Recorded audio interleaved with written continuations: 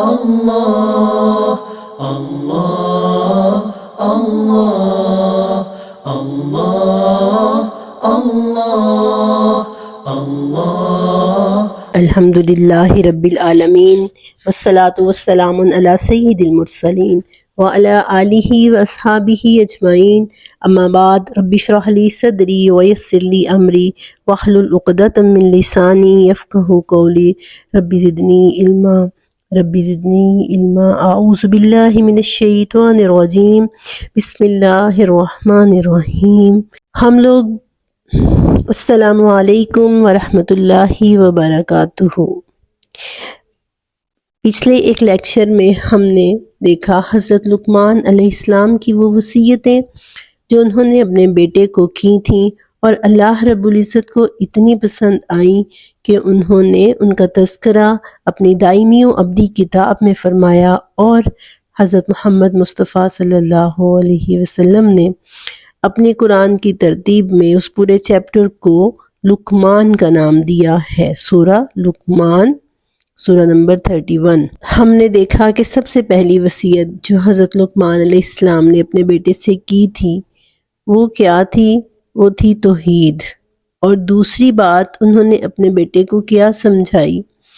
انہوں نے ڈائریکٹ نہیں سمجھائی، میں نے بتایا تھا جملہ معترضہ کے طور پہ، وَوَصَّيْنَا الْإِنسَانَ بِوَالِدَيْهِ، انسان کو والدین کے بارے میں بھی وصیت کی گئی۔ بعض اسکالرس یہ بھی کہتے ہیں کہ چونکہ وہ ایک والد تھے اسی لیے انہیں تھوڑی حیا محسوس ہوئی اپنے حقوق بتانے کے بارے میں، والدین کا مقام واضح کرنے کے بارے میں، اسی لیے انہوں نے ڈائریکٹ وصیتوں میں اس کو شامل نہیں کیا، ایسے جیسے بات کرتے کرتے بندہ کوئی بات لے آتا ہے، تو اس طریقے سے انہوں نے بتایا۔ سیم وہی چیز جو بنی اسرائیل کی آیات میں ہے، اللہ تعالیٰ نے جیسے فرمایا بنی اسرائیل کو کہ ہم نے کیا کیا احکامات دیے تھے، سب سے پہلے یہ کہ وَقَضَىٰ رَبُّكَ أَلَّا تَعْبُدُوا إِلَّا اللَّهَ وَبِالْوَالِدَيْنِ إِحْسَانًا، ہم نے فیصلہ کیا ہے، تمہارے رب کا یہ فیصلہ ہے کہ اس کے سوا کسی کی عبادت نہیں کرنی اور والدین کے ساتھ احسان کرنا ہے۔ ان دونوں میں سے کوئی ایک تمہارے پاس بڑھاپے میں پہنچ جائے، دونوں یا ایک، تو ان کے لیے رحمت کے بازو پھیلائے رکھنا ہے اور ان کے لیے اف تک نہیں کہنا، ان کی خدمت گزاری کرنی ہے۔ اور یہی بات یہاں پر بھی اس طرح سے بیان کی کہ وَوَصَّيْنَا الْإِنسَانَ بِوَالِدَيْهِ، انسان کو والدین کے بارے میں وصیت کی گئی ہے، ہم نے وصیت کی ہے۔ اللہ تعالیٰ فرما رہے ہیں حَمَلَتْهُ أُمُّهُ وَهْنًا عَلَى وَهْنٍ وَفِصَالُهُ فِي عَامَيْنِ، اس کی ماں نے اس کو کمزوری پر کمزوری برداشت کر کے اٹھائے رکھا، اور پھر اس کے دودھ چھڑانے کے بھی 2 سال کا عرصہ گزرا۔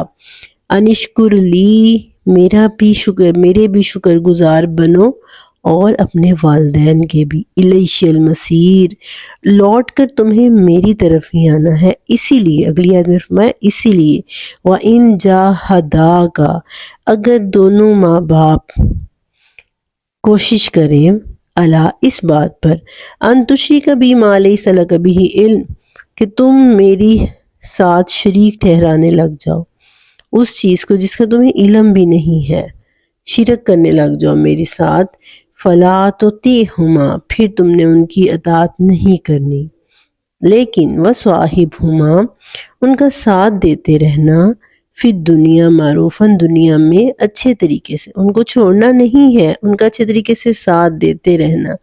واتبع سبیل من اناب الیہ، لیکن پیروی اس راستے کی کرنی ہے جو میری طرف آتا ہے۔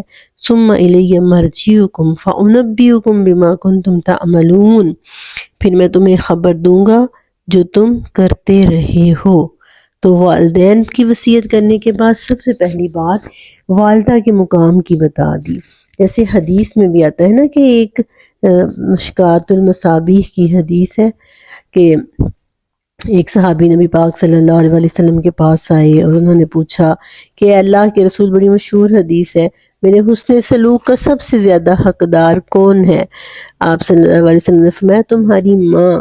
حدیث نمبر ہے 4911 اور 4912، دونوں ہی والدین کے مقام کے بارے میں صحیح مشکات المصابیح میں یہ نمبر ہے احادیث کے، کہ جس میں نبی پاک صلی اللہ علیہ وسلم نے فرمایا 3 دفعہ فرمایا تمہاری ماں تمہاری ماں تمہاری ماں، پھر چوتھی دفعہ فرمایا تمہارا باپ.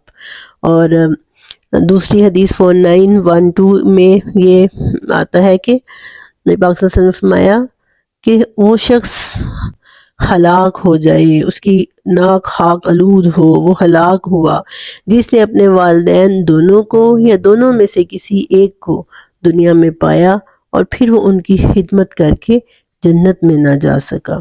اس طرح اور کو بہت سی احادیث ہمیں ملتی ہیں والدین کے مقام کے بارے میں. اور الحمدللہ مسلم سوسائٹی وہ سوسائٹی ہے جس میں پیرنٹس کو جیسے جیسے ان کی عمر زیادہ ہوتی جاتی ہے گھر میں بہت اہم مقام ملتا ہے، گھر میں بڑا اعلیٰ مقام ملتا ہے. یہ ایک مسلم سوسائٹی کی خوبصورتی ہے. تو آیت کے اگلے حصے میں فرمایا حملتہ امہ وہنا علی وہن، وہن کہتے ہیں کمزوری کو، ضعف پر ضعف اٹھا کر، ویکنیس کو. اس کی ماں نے پھر اس کو مشقت بھی کہتے ہیں، مشقت پر مشقت اٹھا کر، یعنی ایک بہت زیادہ کمپلیکیٹڈ پروسیس تھا. اس کے لیے بڑا ٹف ٹائم ہوتا ہے یہ والدہ کے لیے، کہ آپ یہ دیکھیں 9 مہینے تک اس نے بچے کو اٹھائے رکھا.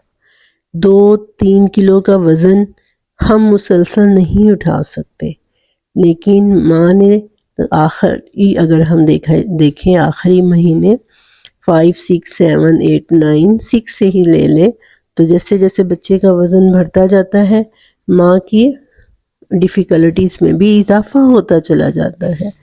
اس نے لیکن وہ خوشی سے اٹھاتی ہے، عورت خوش ہوتی ہے کہ وہ اس کی زندگی میں ایک اور جان پیدا ہونے والی ہے. لیکن نہ صرف جسمانی لحاظ سے وہ پرابلمز میں رہتی ہے، مشکلات برداشت کرتی ہے، بلکہ ذہنی طور پر بھی وہ عجیب قسم کے تناؤ کا شکار رہتی ہے، عجیب طرح کی سوچیں اور حساس طبیعت ہو جاتی ہے. عورت کی پریگننسی میں طبیعت اتنی حساس ہو جاتی ہے، وہ چھوٹی چھوٹی باتوں کو محسوس کرتی ہے، اس کو دل پہ لے لیتی ہے، ٹینشن لینی شروع کر دیتی ہے. جسمانی طور پر بھی وہ ایکٹیو نہیں ہوتی، جسمانی طور پر بھی کمزور، ظاہر ہے ایک جان دوسری جان کو پیدا کر رہی ہوتی ہے، اور پھر ایسے ذہنی طور پر بھی پریشان رہنا شروع ہو جاتی ہے. اور پھر اس کے بعد دودھ پلانے کا مرحلہ بھی کوئی آسان نہیں ہوتا، پٹھوں میں کھچاؤ اور تناؤ ہر وقت رہتا ہے، اور پھر مطلب یہ بھی پروسیس کوئی آسان نہیں ہوتا. ہر عورت جانتی ہے، ہر ماں جانتی ہے کہ اس نے کتنی مشقت سے یہ 2 سال کا عرصہ گزارا جس میں بچے کو وہ فیڈ کرواتی ہے. اسی لیے تو آج کل کی ماڈرنس مدر نہیں کرواتی ہیں، اس کا پورا سٹرکچر تبدیل ہو جاتا ہے، بے ڈول سا جسم ہو جاتا ہے اس کا. بلکہ اس کے علاوہ بھی وہ بڑی مشکل سے یہ ٹائم گزارتی ہے. تو پورا یہ 2 سال 2-2.5 سال کا یہ بڑا مشکل ترین پروسیس ہوتا ہے ایک عورت کی زندگی میں. تو اللہ نے آگے کیا کہا کہ اسی لیے والدہ کا مقام جو ہے والد کا بھی کم نہیں ہے، لیکن ظاہر ہے والد کو ایک مقام حاصل ہے ہی، لیکن والدہ کو زیادہ مقام دینے کی وجہ یہ ہے کہ والدہ کو بالکل اگنور نہ کر دیا جائے. اسی نبی پاک صلی اللہ علیہ وسلم نے 3 دفعہ والدہ کا کہا، یعنی گولڈ میڈل، سلور میڈل، اور تینوں جو پہلے میڈلز ہوتے ہیں وہ والدہ کے، اور پھر چوتھا میڈل جا کے والد کو ملتا ہے. اس حدیث سے یہ بھی مطلب لیا جا سکتا ہے. پھر اللہ تعالیٰ نے فرمایا انشکر لی، پہلے میرا شکر ادا کرنا ہے، میرے انعامات کو یاد کرنا ہے. پھر ولی والدیک، پھر والدین کا، میں ہوں جس نے تمہیں والدین جیسی نعمت سے نوازا، جو تمہیں اس دنیا میں لانے کا ذریعہ بنے، ان کو پیدا کرنے والا بھی میں ہوں. تو پہلے میرا شکر گزار بننا ہے، پھر والدین کا شکر گزار بننا ہے. ہاں لیکن والدین کی خدمت میں، والدین کی محبت میں، والدین کے ساتھ کنیکشن میں اتنا آگے نہیں نکل جانا کہ ان کو خدا سمجھنے لگ جاؤ. میرے ساتھ اگر وہ کسی کو شریک ٹھہرانے کا کہیں گے تو پھر تم نے ان کی اطاعت نہیں کرنی. یہ کتنی سوچنے کی بات ہے. آج ہمارے ہاں یہ چیز تو بہت زیادہ پائی جاتی ہے. ہم مسلمان کیوں ہیں؟ ذرا سوچئے. اس وجہ سے کہ ہمارے پیرنٹ مسلم تھے. کسی ہندو سے پوچھیں گے کہ آپ ہندو کیوں ہیں تو یہی کہے گا کیونکہ میرے پیرنٹس تھے. اور جرت نہیں ہے، دماغی ہمارے ذہنی لحاظ سے جرت نہیں ہے کہ ہم اس چیز سے ہٹ کر کچھ سوچ سکیں، جو ہم اس راستے سے ہٹ کر کوئی دوسرا راستہ ہم چن سکیں، دوسرے راستے کے بارے میں ہم سوچ ہی سکیں جو کہ ہمارے والدین نے ہمیں دکھایا ہے۔ اس کے علاوہ کوئی اور راستہ دیکھنے کی ہمارے اندر جرت ہی نہیں ہے۔ حضرت سعد بن ابی وقاص تھے نا، جب انہوں نے اسلام قبول کیا تو ان کی والدہ بے حد محبت تھی، ماں اور بیٹے کے درمیان بے حد محبت۔ ماں نے کہا میں کھانا نہیں کھاؤں گی، میں کھانا پینا چھوڑ دوں گی اگر تم اپنے مذہب پر واپس نہ لوٹے۔ تو انہوں نے کہا کہ میں ہر طرح سے آپ کی خدمت کرنے کو تیار ہوں، لیکن یہ جو آپ مجھے کہہ رہی ہیں یہ میں نہیں مان سکتا۔ اور کئی صحابہ اکرام کی مثالیں موجود ہیں۔ تو والدین کو مقام ضرور دینا ہے، عزت اور احترام ضرور کرنی ہے۔ وَحْفِظْ لَهُمَا جَنَاحَ الذُّلِّ مِنَ الرَّحْمَةِ، فرمایا کہ ان کے لیے ہمیشہ رحمت کا، نرمی کا، محبت کے بازو پھیلائے رکھو۔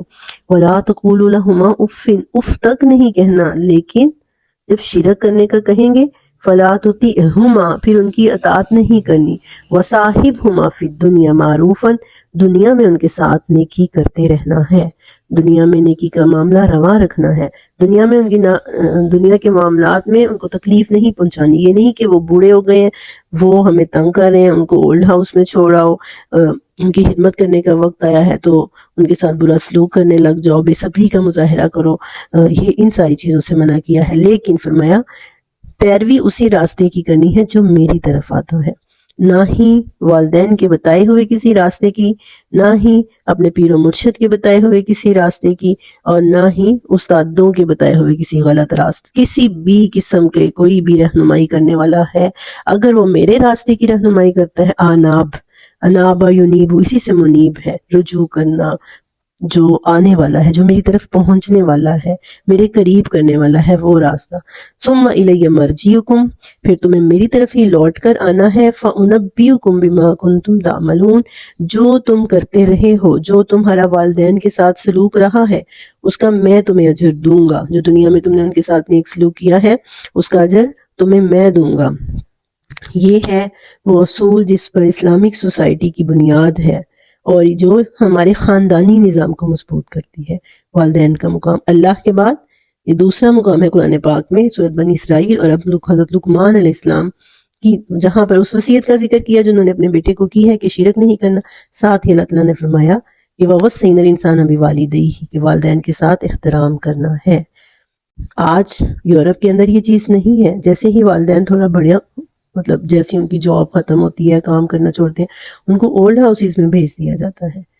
آج وہ فیملی سسٹم کو ترس رہے ہیں، انہیں یہ فیملی سسٹم اسلام میں نظر آ رہا ہے، اور میگنیٹ کی طرح ہمارا جو سٹرونگ فیملی سسٹم ہے نا اسلام کا، وہ میگنیٹ کی طرح آج اہل یورپ کو اسلام کی طرف کھینچ رہا ہے۔ دنیا میں سب سے تیزی فاسٹسٹ گروئنگ ریلیجن اسلام کیوں بن چکا ہے؟ یورپ میں فاسٹسٹ گروئنگ ریلیجن ہے، اپنے سٹرونگ فیملی سسٹم کی وجہ سے۔